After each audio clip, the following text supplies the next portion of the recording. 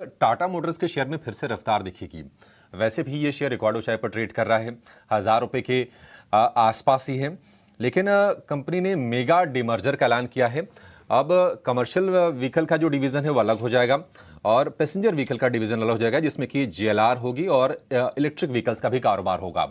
तो डिमर्जर में क्या कुछ हो रहा है, क्या अपडेट्स हैं, इस पर जानकारी के साथ हमारी सहयोगी सृष्टि जुड़ी हुई हैं। ऑटो को बहुत अच्छे तरीके से ट्रैक करते हैं सृष्टि बताइए क्या है इस डीमर्जर के डिटेल्स।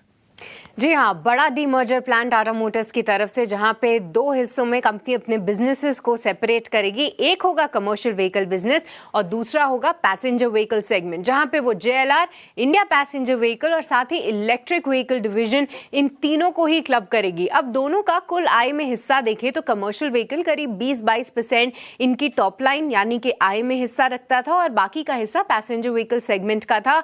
और साथ ही कई और सब्सिडरीज में भी टाटा मोटर्स का हिस्सा है जिसकी वैल्यू लगाते थे एनालिस्ट।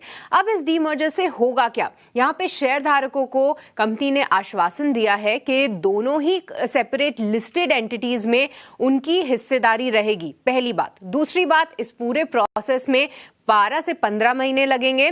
और अब अगर हम बात करें कि अगर टाटा मोटर्स का शेयर आप 1000 रुपए का देखते हैं तो इसमें दोनों की भागीदारी कितनी होगी, तो कमर्शियल व्हीकल सेगमेंट, जो कि एनालिस्ट के हिसाब से जो उन्होंने आकलन लगाया है, जिसको हम एसओटीपी वैल्यूएशन बोलते हैं, सम ऑफ द पार्ट्स, यानी अलग अलग जो डिविजन्स है उनकी वैल्यू किस तरीके से लगाते हैं, तो 1000 रुपए से में आप मान लीजिए कि 1/3 जो वैल्यूएशन है, यानी 250 से 300 के बीच में ये कमर्शियल व्हीकल बिजनेस की वैल्यू आती है। बाकी की वैल्यू करीब 750 के आसपास ये पैसेंजर व्हीकल की वैल्यू आती है, जिसमें जेएलआर भी एक अहम हिस्सा है।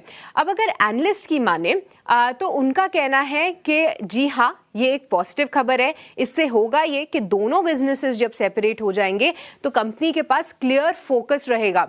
जो कैश पैसेंजर व्हीकल लेकर आ रही है वो उसको वहां पे स्पेंड करेंगे, जो कमर्शियल व्हीकल लेकर आ रही है वो उसको स्पेंड करना पसंद करेंगे उसी डिवीजन में।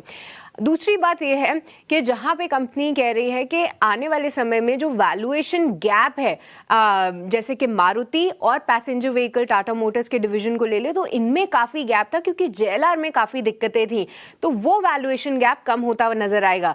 कमर्शियल व्हीकल बिजनेस में टाटा मोटर लीडर है। अशोक लेलैंड और commercial vehicle Tata Motors division की जो वैल्यूएशन है वहां पे बहुत ज्यादा गैप नहीं है, पर क्योंकि ये एक साइक्लिकल बिजनेस है तो कमर्शियल व्हीकल में कोई सुधार होता है तो यहाँ पे भी वैल्यूएशन री रेटिंग की कुछ गुंजाइश रहेगी। अभी के लिए एनालिस्ट का कहना है कि क्योंकि इस पूरे मर्जर में काफी समय है तो फिलहाल वो कोई भी चेंज नहीं कर रहे अपनी रेटिंग्स या अपने टारगेट प्राइस में।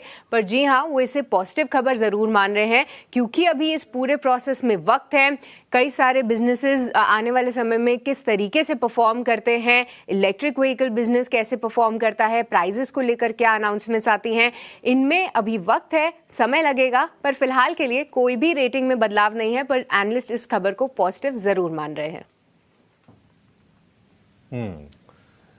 शुक्रिया सृष्टि। निश्चित तौर पर यह पॉजिटिव खबर है और कहीं ना कहीं इससे वैल्यू अनलॉकिंग होगी और कोशिश भी यही है कि शेयर होल्डर की वैल्यू बढ़ाई जाए और सारे डिवीजन्स को अलग अलग करके उनको अलग अलग ग्रोथ ट्रेजेक्टरी पर ले जाया जाए। हालांकि अलग अलग काम कर भी रहे हैं, फंक्शन कर रही हैं अलग अलग डिवीजन्स, पीवी या फिर कमर्शियल व्हीकल, इनके अलग सीईओज हैं, अलग ग्रोथ स्ट्रेटजीज हैं, लेकिन अब कंपनी को ही बिल्कुल अलग अलग करके ये डिमर्जर की पूरी प्रोसेस तय की गई है और इसके जरिए शेयर होल्डर की वैल्यू बढ़ाने की कोशिश है और कंपनी को भी इससे फायदा निश्चित तौर पर होगा। वैशाली जी, आपसे जरा जानना चाहेंगे, टाटा मोटर्स ने लगातार तेजी देखी है, साल भर में डबल से ज्यादा शेयर हुआ है, मार्केट कैप भी डबल से ज्यादा हो गया है, जाहिर तौर पर उसके चलते 3.5 लाख करोड़ का मार्केट कैप है। टेक्निकल्स जरा चेक करके बताइए कि कितनी तेजी आपको इसमें दिख रही है, क्योंकि आज इस खबर के दम पर शेयर में तेजी तो होगी, निश्चित होगी, इसमें कोई दो राय नहीं है।